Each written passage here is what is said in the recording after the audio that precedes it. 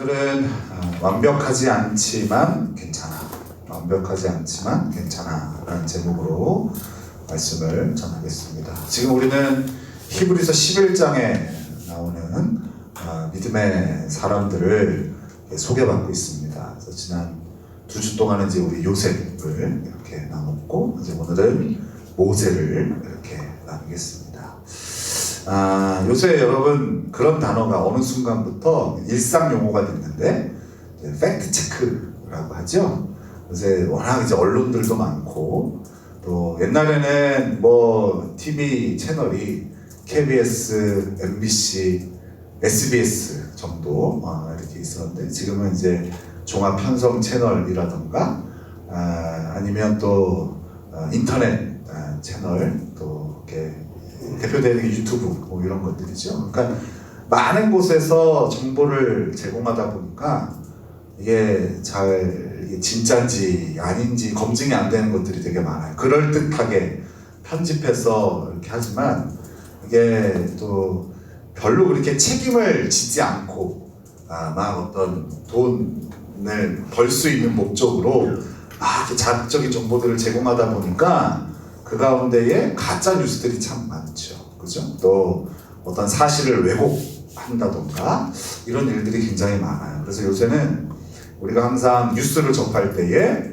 그대로 받아들이면 안 돼요. 반드시 팩트 체크라는 걸 해야 돼요. 이게 진짜냐, 그죠? 근데 그게 참 어렵죠. 왜냐하면은 어떤 기준으로 우리가 해야 될지 모르니까. 그래서 이제 여러 언론사들을 두루두루 이렇게 보면서 이 사건에 대해서 이쪽에서는 어떻게 보고 이쪽에서는 어떻게 보고 이렇게 좀 약간 좀 공부하면서 봐야 우리가 좀 균형 잡히고 그나마 좀 본질에 가까운 정보를 얻을 수 있습니다.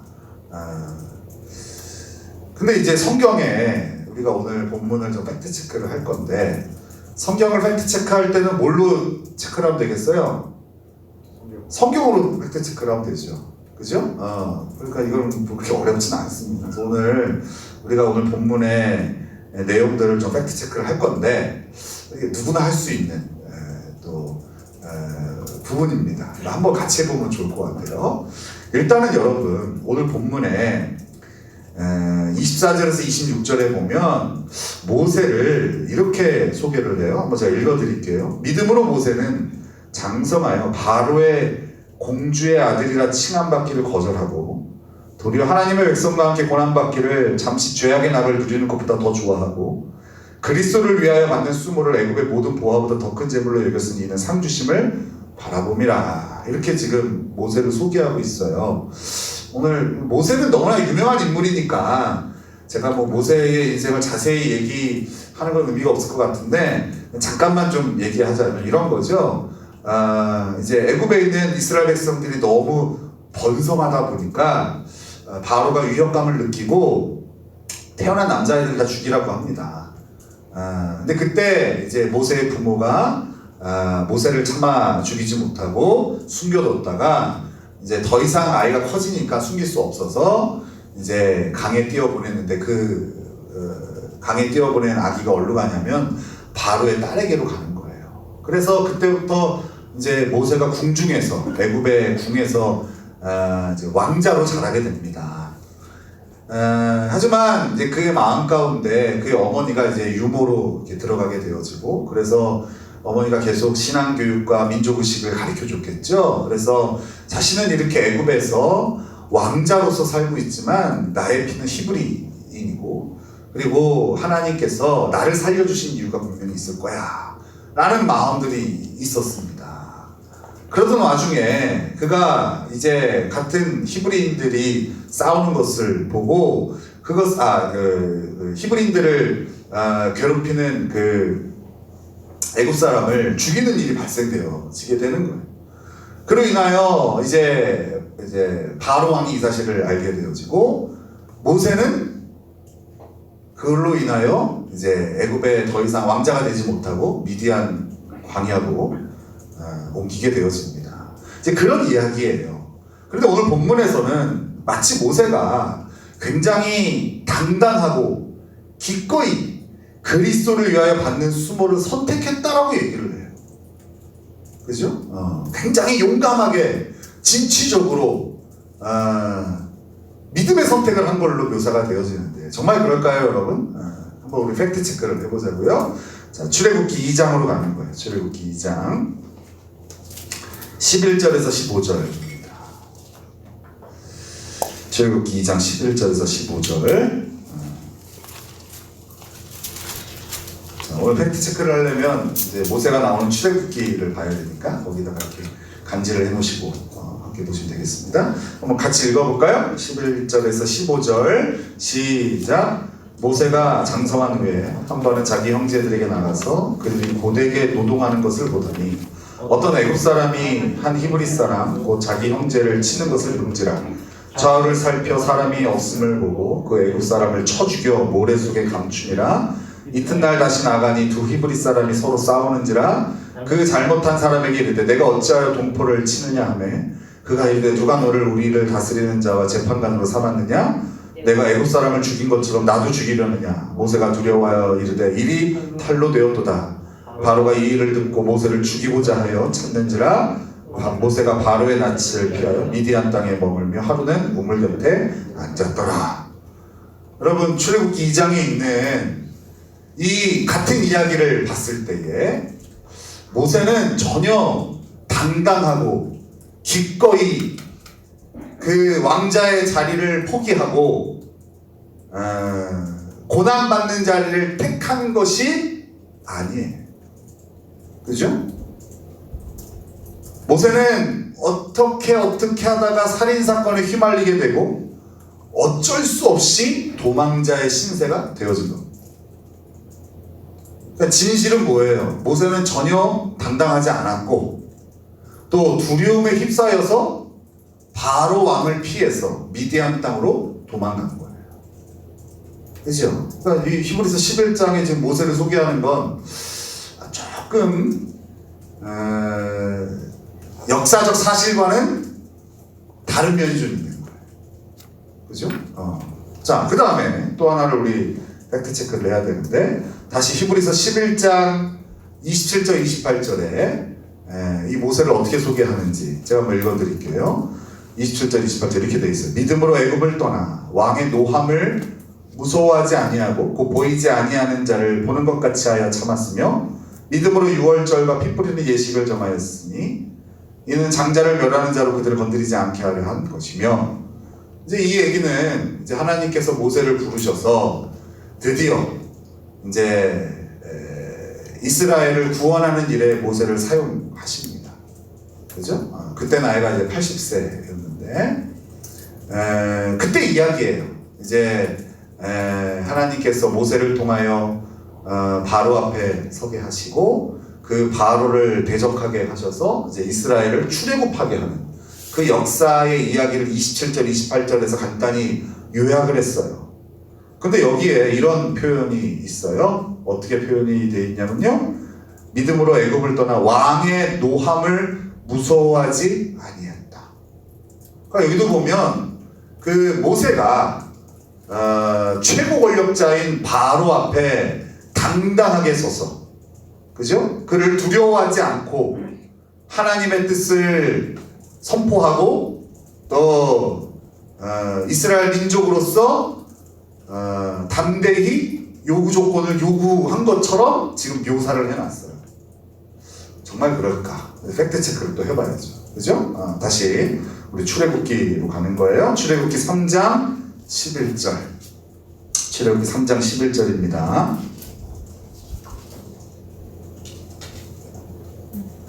같이 읽겠습니다. 시작. 모세가 하나님께 아뢰되 내가 누구에게 바로에게 가며 이스라엘 자손을 애굽에서 인도하여 내리까. 이제 이거는 하나님께서 모세를 바로에게 보낸다고 하셨을 때 모세의 반응이에요. 내가 누군데 바로에게 갑니까? 이렇게 표현을 해요. 자, 그 다음에 또 출애굽기 4장 13절이에요. 4장 13절 4장 13절. 자, 시작. 모세가 이르되 오 주여 보낼 만한 자를 보내소서. 계속 그 사이에 씨름이 있었어요. 하나님은 너 가라 라고 하는데 아이고 못 갑니다. 너 가라 그러는데 제가 누구기에 갑니까? 계속 그 이제 이제 뭐라고 이제 실랑이를 하다가 이제 모세가 이렇게 얘기해요. 아이고 보낼 만한 자를 보내세요. 사람 잘못 보셨습니다. 그러면서 왜 이렇게 거절하고 있죠? 지금 모세에게는요 바로는 엄청 무서운 존재인 거예요. 바로 앞에 선다는 건 곧 죽을 수도 있다는 게 아니라 곧 죽음을 의미하는 거죠. 그리고 이미 40년 전 이야기지만 자신이 애굽에서 바로 왕을 피해 도망온 신세란 말이에요. 그죠? 그러니까 물론 그 사이에 이제 왕은 바뀌었겠죠. 이 바로라는 거는 어떤 그 왕의 자리에 대한 이름이지 사람의 이름은 아니니까 그 전에 있던 왕은 분명히 바뀌었을 테지만 여전히 거기서는 모세를 뭐 기억할지 안 할지도 모를 거예요. 그런데 모세는 자기는 가면 죽는다고 생각하는 거죠. 그죠? 그러니까 이렇게 반응을 하는 거예요. 그 다음에 출애굽기 5장 22절에서 23절이에요. 출애굽기 5장 22절 23절 같이 읽겠습니다. 자 시작. 모세가 여호와께 돌아와서 아뢰되 주여 어찌하여 이 백성이 학대를 당하게 하셨나이까? 어찌하여 나를 보내셨나이까? 내가 바로에게 들어가서 주의 이름으로 말한 후부터 그가 이 백성을 더 학대하며 주께서도 주의 백성을 구원하지 아니하시나이다. 이건 뭐냐면은 이제 설득이 돼서 갔어요. 마지 못해서 갔는데 일이 더 꼬인 거예요. 바로가 또 열받아가지고 그래? 그럼 너네 한가해서 지금 그러는 거지? 그래서 그 이스라엘 백성들에게 더 심한 노역을 준 거예요. 그러니까 이게 바로도 꿈쩍하지 않죠. 또 이스라엘 백성들도 야 너 때문에 우리 더 힘들어졌어 하면서 모세를 공격을 하는 거예요. 그러니까 모세가 하나님께 와갖고 아니 가라 그래서 왔는데 이게 뭡니까? 그러면서 지금 하고 있는 거예요. 여러분 그러니까 실상은 어떻습니까? 지금 모세는 바로를 무서워하지 않은 게 아니에요. 하나님 앞에서 여러 번 자기가 바로를 얼마나 무서워하는지를 좀 표현하고 있어요. 그죠? 그리고 바로 앞에 가긴 했는데 이것이 막 그 공포가 다 사라진 채로 당당함을 힘입어 나아간 것이 아니라 마지못해 나아가게 된 거예요. 그러니까 결론적으로 이런 거죠. 모세는 하나님의 강권하심에 따라 겨우 용기를 낸 거지. 분명히 히브리서 11장의 표현대로 왕의 분노를 두려워하지 않은 것은 아니었다. 그러니까 이것도 팩트 체크를 해보니까 어때요? 히브리서 11장이 과장, 왜곡, 미화 이렇게 된 거 아니겠어요? 그죠? 근데 모세만 이렇게 미화한 게 아니더라고요. 보니까 모세 부모도 약간 좀 이상하게 표현했어요. 어떤 대선 주자가 이번에 나와갖고 우리 할아버지가 독립운동을 했다고 이렇게 얘기했는데 팩트 체크를 해보니까 친일을 행적을 하게 들어가가지고 왜 나오는지 몰라요. 그죠? 이런 일들이 펼쳐지는 건데 여기도 보니까 모세 부모까지도 좀 한번 봅시다 우리. 오늘 11장 23절에 보면 11장 23절에 보면 이렇게 돼 있어요. 모세의 부모는 모세의 부모 한번 읽어드릴게요. 믿음으로 모세가 낳았을 때에 그 부모가 아름다운 아이임을 석 달 동안 숨겨 왕의 명령을 무서워하지 아니했다. 이야, 그죠? 그 부모도 굉장한 믿음의 사람으로, 물론 믿음의 사람이긴 한데 막 두려움도 없고 무서움도 없는, 그죠? 당대 최고 권력에 대해서 막 앞장서서 저항한 것처럼 이렇게 표현을 했는데 실상 그렇습니까 여러분? 출애굽기 2장 1, 2절에 보면 레위 가족 중 한 사람이 가서 레위 여자에게 장가들어 그 여자가 임신하여 아들을 낳으니 그가 잘생긴 것을 보고 석 달 동안 그를 숨겼으나, 여러분 이렇게 왕의 명령을 무서워하지 않았다면 숨기면 안 되죠. 그죠? 당당히 이건 잘못된 명령이라고 저항하면서 그렇게 장렬히 뭐 전사를 한다던가, 그죠? 아이를 대놓고 이렇게 해야지. 숨겼다는 것은 벌써 무서워했다는 거 아니겠어요? 그러니까 모세의 부모는 왕의 명령을 거역하고 아들을 숨겨 살려내긴 했지만 히브리서 11장의 표현처럼 당당하게 왕의 명령을 거역했다라는 것은 사실 많이 미화된 거예요. 이제부터 여러분 히브리서 11장은 찢으십시오. 거짓입니다. 너무한 거 아니에요, 그죠? 요즘 가짜 뉴스는 하여튼 뭐 이거보다 더 심하니까 말도 안 되는 것으로 근거도 없이 뉴스를 내기는 하니까 뭐 이렇게 놀라운 일은 아닌데, 아니 성경에 들어있는 히브리서에 이렇게 역사적인 사실을 미화하고 왜곡하는 것이 말이 될 수 있나, 그죠? 출애굽기도 성경이고 히브리서도 성경, 하나님께서 분명히 성경 안에 넣어놓은 책이신데, 그죠? 왜 이렇게 다를까? 여러분, 도대체 어떤 게 진짜 모세의 모습이었을까요? 출애굽기의 모세의 모습이 진짜였을까요? 히브리서 11장의 모세의 모습이 진짜였을까요? 우리가 이 답을 좀 얻기 위해서는요, 일단은 성경이 어떤 책인지를 좀 살펴볼 필요가 있습니다. 여러분, 성경 안에는요 수많은 인물들이 소개되고 있습니다. 가인이라던가 가론 유다라던가 사울왕처럼 악인들도 분명히 등장하지만, 아브라함, 다윗, 요셉, 또 바울과 같은 위대한 믿음의 선조들도 등장을 합니다.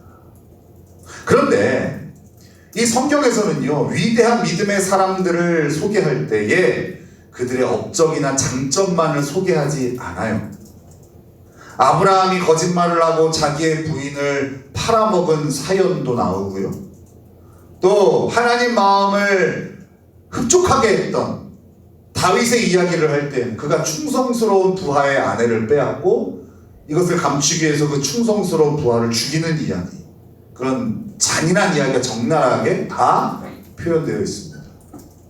또 사도 바울이 예수 그리스도로 인하여 핍박받고 또 주님의 몸된 교회를 많이 세운 이야기도 있지만, 그 전에 그가 어떤 전력을 가졌던 사람인지, 교회를 핍박하고 예수 믿는 사람들을 많이 죽였던 사람이라는 것들을 감추지 않아요. 요셉이나 다니엘 정도를 빼고는 믿음의 사람들도 그들의 연약함과 죄악을 성경은 꽤 자세히 소개하고 있는 거예요.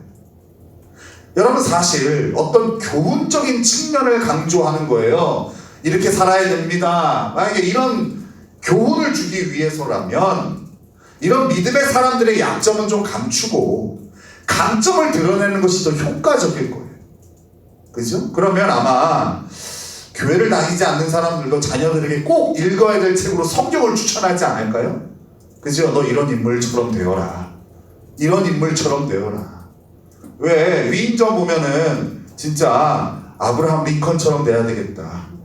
그죠? 존 F 케네디처럼 돼야 되겠다 하잖아요. 근데 역사적으로 여러분, 그들이 얼마나 죄인이라는 사실을 다 드러나잖아요. 그죠? 그런데 위인전에 그런 건 다 감추죠. 그래서 어떻게 보면은 왜곡된 인물을 가지고서 우리가 교훈을 얻는 거예요. 근데 성경은 그렇게 하지 않아요. 성경은 위인전이 아닌 거예요. 하나님은 우리가 성경을 읽으면서 다윗처럼 되어야겠다, 요셉처럼 되어야겠다, 바울처럼 되어야겠다, 이렇게 읽어가기를 원하지 않으시는 거예요. 성경은 죄악되고 연약한 인생을 하나님께서 어떻게 구원하셨는가, 그리고 그들을 어떻게 세우셔서 사용하셨는가, 이것이 주요 내용인 거예요. 즉, 성경은 인간의 탁월함을 드러내는 책이 아니라 인간의 죄악됨과 연약함을 드러내는 동시에 그런 인간을 사랑하시고 세우시는 하나님이 주인공이신 책인 거예요. 그런데 왜 히브리서 11장에 소개되는 믿음의 사람들은요, 약점을 가리고 강점을 이렇게 과하게 미화했을까? 그죠? 그러니까 히브리서 11장은 성경 전체의 흐름 가운데서 좀 반하는 책이에요, 내용이. 그러니까 우리가 이제 모세는 특별하게 더 미화를 했지만, 여러분 다른 인물들도 보세요. 아브라함도 그랬고요, 그죠? 또 야곱도 그렇고, 특히 야곱 같은 인생은요 어떻습니까 여러분? 정말 흠이 많은 인생이잖아요.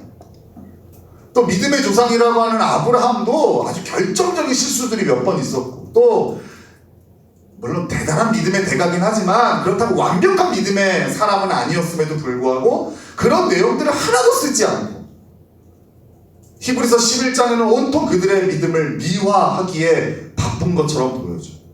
이거는 성경 전체의 관점에서 완전히 벗어난 거예요. 그렇죠? 이런 궁금증을 가지고선 우리는 이 히브리서 11장을 좀 읽어봐야 될 것 같아요. 여러분, 히브리서가 지금 우리에게 이렇게 읽혀지고 있지만 맨 처음 히브리서가 쓰여지고 읽혀졌던 시기를 한 AD 70년경으로 봐요. 그러니까 이제 AD가 예수님 오신 해로부터 우리가 BC AD를 나누잖아요. 그죠? 그러니까 예수님이 십자가에 달려 죽으시고 부활하시고 승천하신 후에도 한 40여 년이 흘렀을 때가 되겠죠. 그죠? 히브리서에서는요, 그 당시에 성도들의 상황을 소개를 합니다.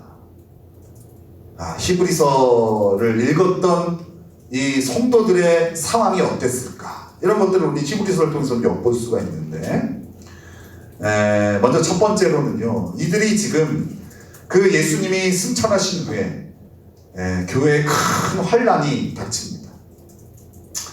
큰 핍박이 계속해서 주어지는 거예요. 그 한 텀을 지났을 때 히브리서 10장 32절에 이렇게 표현해요. 전날에 너희가 빛을 받은 후에 고난의 큰 싸움을 견디어낸 것을 생각하라.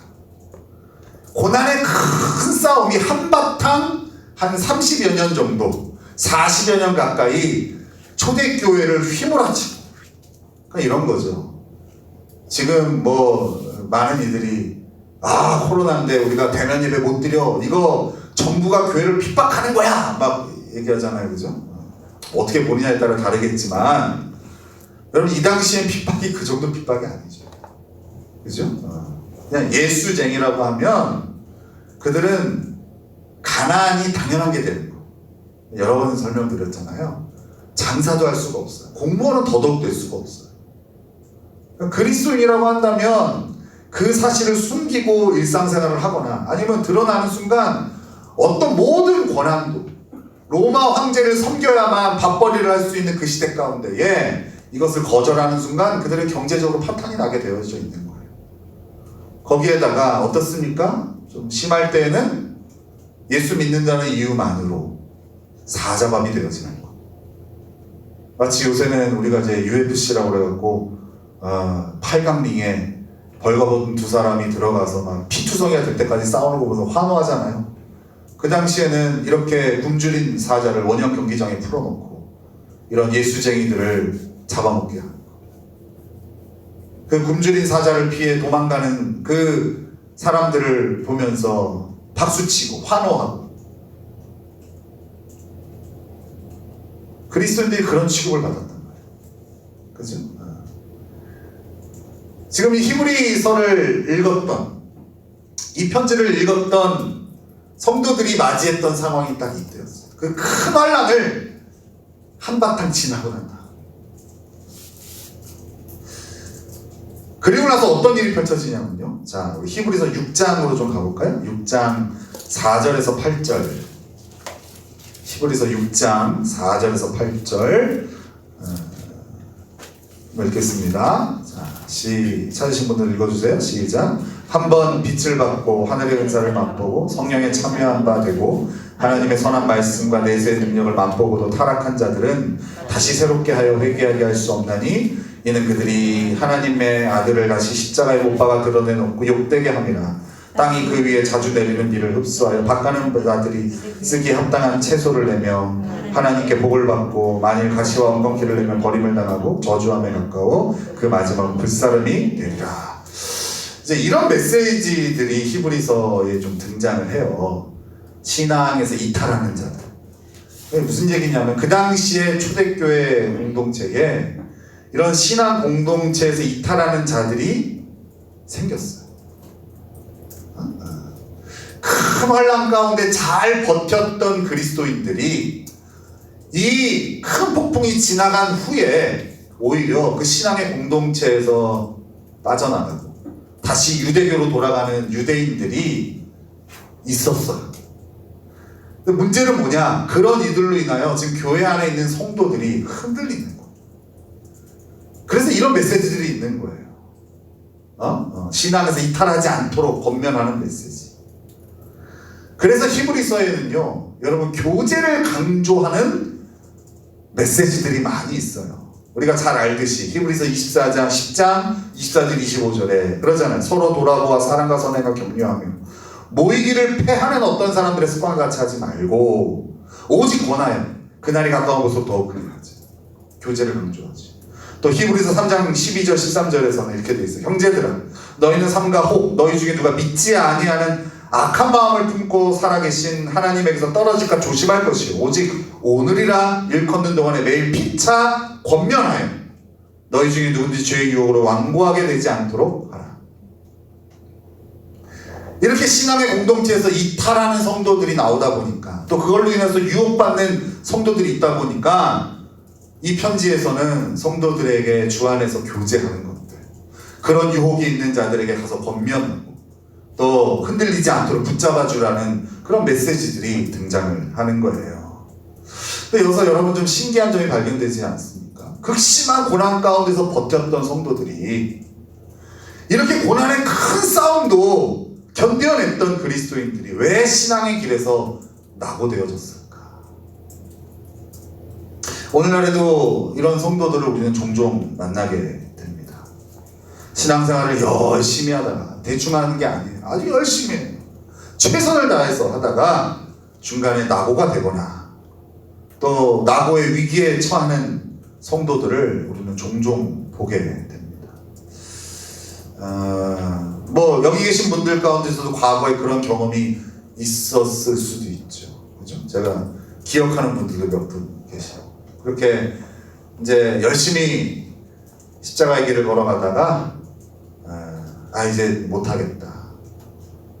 이제는 내가 하지 않겠습니다. 내가 이제 떠나겠습니다. 이런 성도들. 그래서 실제로 떠난 성도들도 있고 또 그런 마음 가운데에 어쨌든 마음을 돌려서 다시 지금까지 또 열심히 달려오는 우리 성도들도 있지요. 근데 이들의 이야기를 들어보면 공통점이 왜 이들이 이렇게 신앙의 대열에서 이탈하려고 하는가? 열심히 신앙생활하던 그들이 왜 이렇게 낙오되어 이탈하려고 하는가? 얘기를 들어보면 공통된 대답이 지친다는 거. 변하지 않는 상황, 또 내 주변에 변하지 않는 고난, 이것도 지치게 하지만 무엇보다도 잘 변하지 않는 자기 자신을 지치는 거. 이게 가장 큰 실망 포인트더라고요. 보면 그러니까 막 큰 환란이 다가오고 누가 보더라도 저 사람 너무 힘들겠다 이런 고난들을 막 잘 견뎌내고 이겨낸 성도들이 오히려 그 가운데 변하지 않는 자기를 보면서 무너지는 거예요. 실망하는 거예요. 더 이상 애써야 될 이유를 찾지 못하는 거예요. 그래서 그런 애씀, 자기가 이 신앙의 길을 지키고 십자가의 길을 걸어가고 주님을 닮아가고자 하는 애씀, 이것을 이제 포기하고자 하는 거예요. 하나님 나라의 가치를 추구하며 치열하게 이 세상의 가치를 버리는 싸움을 하는데 어느 순간부터 하나도 신나지가 않은 거예요. 하나님이 나 같은 죄인을 구원하셔서 하나님 앞에 나아갈 수 있는 신분과 자격이 주어진 걸 머리로는 아는데 그 하나님께 드리는 예배에 있어서 자신의 마음이 하나도 뜨겁지가 않은 거예요. 하나님 말씀에 열심히 순종하고자 하지만 또 행동으로 하기는 하지만 여전히 마음에 감사와 기쁨보다는 억지스러운 마음이 있는 거예요. 겉모습의 변화도 만족스럽지 않은데 이렇게 동기나 마음의 변화는 더더욱 만족스럽지 않은 거예요.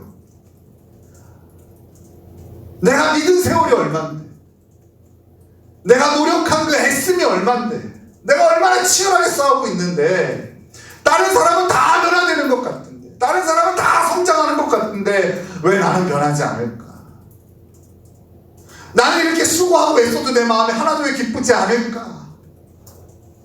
하나님의 은혜를 분명히 경험했는데 나 같은 죄인을 구원하신 그 하나님의 은혜에 분명 감격했는데 왜 이제는 마음이 뜨겁지 않을까? 이런 게 너무 괴로운 거예요. 그러니까 막 큰 환란이 오고 이런 것들은 막 다 이겨내 막 대단해 막. 근데 정작 그 가운데에 나를 변화시켜 주시는 그 하나님을 발견하지 못하고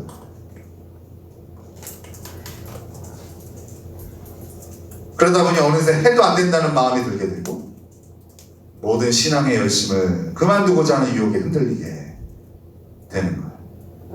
여러분은 어떻습니까? 혹시 여러분도 지금 이런 마음 가운데 있으십니까? 아니면 과거에 혹시 이런 마음들이 있으셨는데 지금은 잘 이겨내고 이 자리에 서 계십니까? 하나님은 이런 성도들을 위해서 히브리서 11장을 주신 거예요.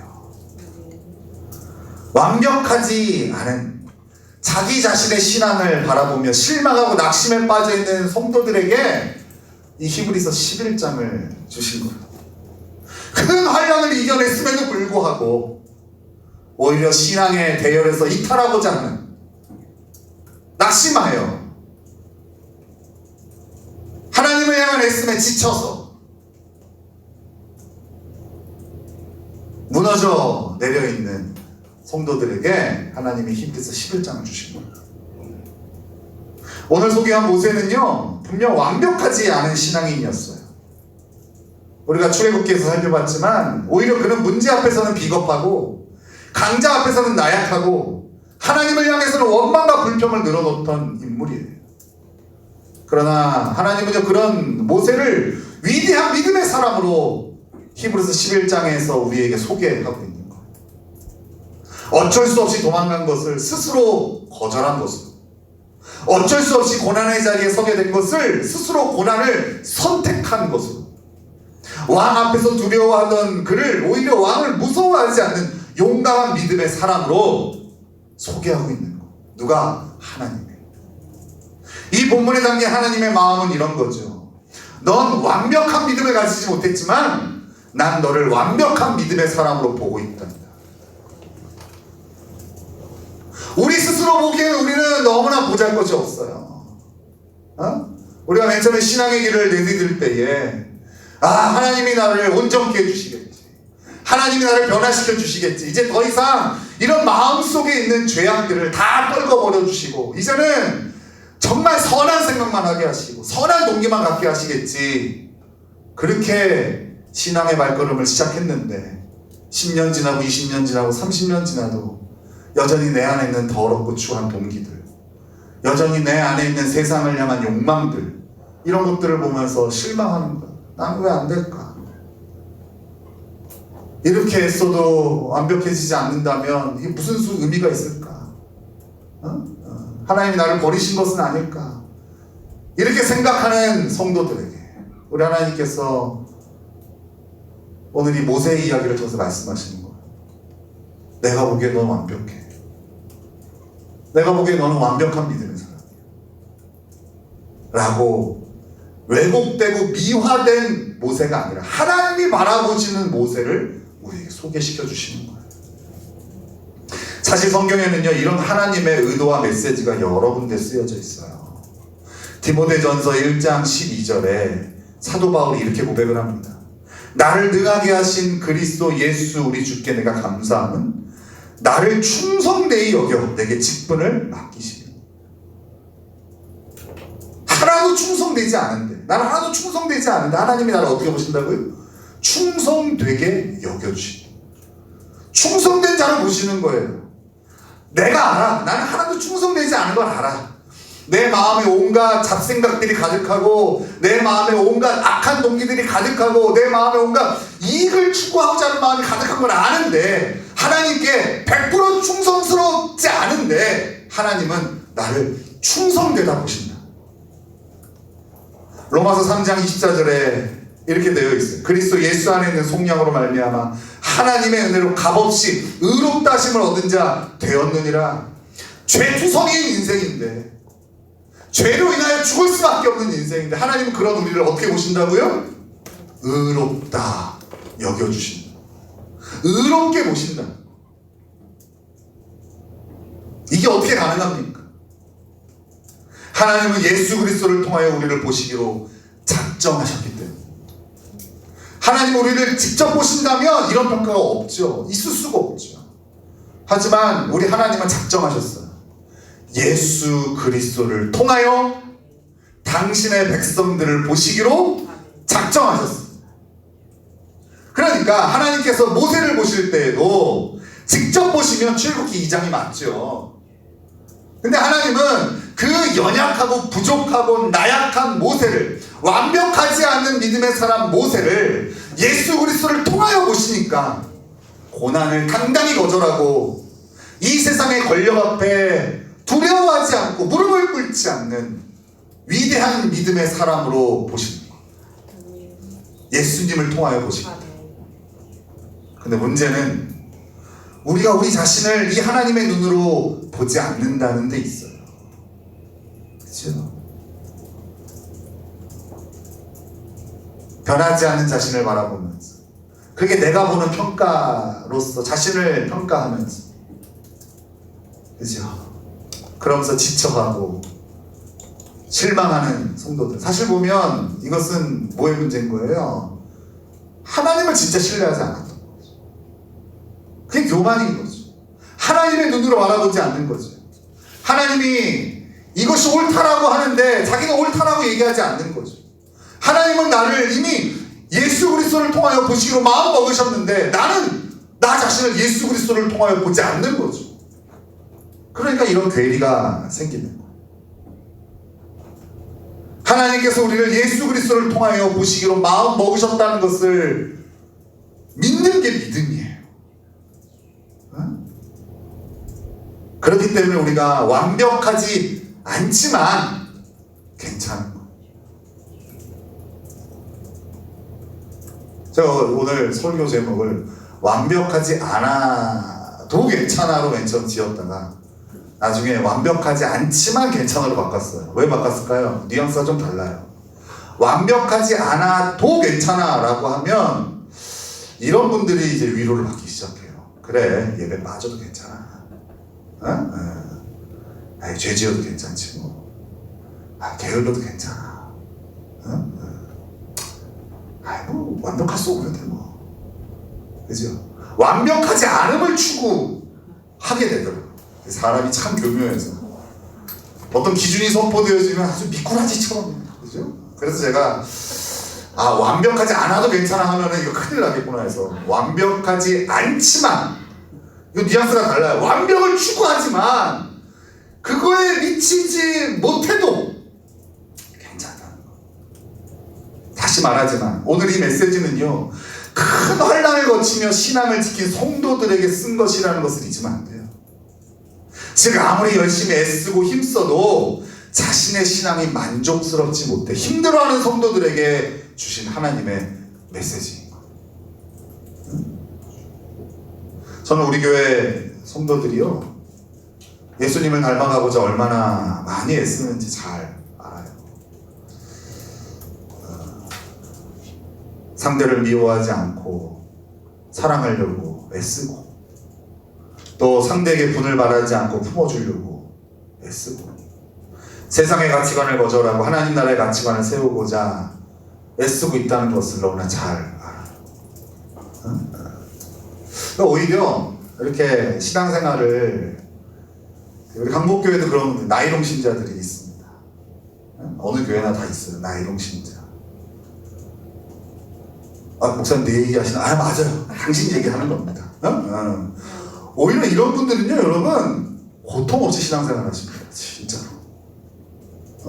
왠지 알아요? 내가 뭐 하나님께 이 정도 예배 나와주면 됐지. 내가 하나님께 뭐 이 정도 헌금해 드리면 뭐 됐지 뭐. 목사님 뭐 한 달에 내 얼굴 한 번 보면 됐지 뭐. 이런 분들은요, 아주 자신감이 충만해서 신앙생활 하시기 때문에 별로 고민이 없으세요. 근데 문제는 어떤 분들이 문제냐. 복음이 관통해서 나에게 베풀어진 하나님의 은혜에 감격해서 주님 뜻대로 잘 살고 싶어 하시는 분들, 꼭 이런 분들에게 낙심이 찾아오더라고요. 해도 안 되는 거. 아무리 발버둥 쳐도 편하지가 않는 거예요. 한 번 미웠던 사람은 계속 미운 거예요. 나한테 준 상처는 잊혀지지 않는 거예요. 아무리 십자가를 바라고 십자가 흐릿해질 때까지 막 바라봐도 그놈의 상처는 막 40년 전 50년 전 상처는 없어지지 않는 거예요. 한 2주 요셉 설교를 했더니 다들 좋아하셔. 다 지가 요셉이래. 뭐 노요셉, 이요셉, 뭐 김도 다 요셉이야. 다 요셉. 근데 얘기를 들어보면 다 그래요. 그 요셉의 그 이야기를 듣고도 막 40년 전 50년 전 상처를 이제야 내가 한번 용서하고자 노력하겠다. 여러분 애씀의 결과가 이런 거예요. 그러니까 뭐 너무 실망스러워. 맨날 저한테 목사님이 언제까지 이 싸움을 해야 되는지. 이 상황이 변하지 않고 고난이 계속 찾아오는 것보다 더 큰 두려움은 그런 거예요. 죽어도 변하지 않는 자기 자신. 나도 좀 하나님이 주신 은혜로 이 사람을 이렇게 덥석 붙고 싶은데 이 사람이 나한테 했던 말이 잊혀지지 않고 나한테 줬던 그 상처가 사라지지 않고 어떤 조그만 이익만 걸린 일이 생기면은 막 눈을 부라리고 막 어떻게든지 그걸 차지하려고 발버둥 치는 그런 자기 자신이 너무나 한심스러워. 내가 이런 마음이 들어요. 그냥 포기하자 차라리. 이 위선적이고 이중적인 내 모습이 너무도 싫으니까 차라리 그냥 옛날처럼 그냥 미워할 사람 미워하고 싫어할 사람 싫어하고 그냥 돈 10,000원 걸리는 거에 목숨 걸고 뛰어가고 그냥 이렇게 사는 게 속 편하겠다.